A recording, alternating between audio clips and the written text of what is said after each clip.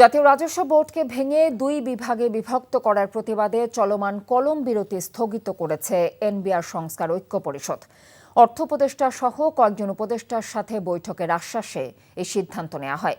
বিকেলে এনবিআর ভবনে সংবাদ সম্মেলনে জানানো হয়, রাজস্ব সংস্কারের বিষয়ে অংশীজনদের মতামত না নিয়ে অধ্যাদেশ জারি করায় কাস্টমস, ভ্যাট ও আয়কর শাখার কর্মকর্তা কর্মচারীরা কলম বিরতি পালন করে আসছেন। তারা দাবি করেন, এনবিআর বিলুপ্ত নয়, বরং একে স্বতন্ত্র রেখে সংস্কার করতে হবে। আর ব্যবসায়ী সংগঠন, সুশীল সমাজ, রাজনৈতিক নেতৃত্ব সহ সংশ্লিষ্ট সকল অংশীজনের মতামত নিয়ে উপযুক্ত টেকসই রাজস্ব প্রশাসন সংস্কার নিশ্চিত সহ মোট ৩টি দাবি নিয়ে আলোচনায় বসবেন এনবিআর সংস্কার ঐক্য পরিষদের ১০-১২ জনের একটি প্রতিনিধি দল। এই ঈদে জামা জুতো অ্যাক্সেসরিজের ডিসকাউন্ট।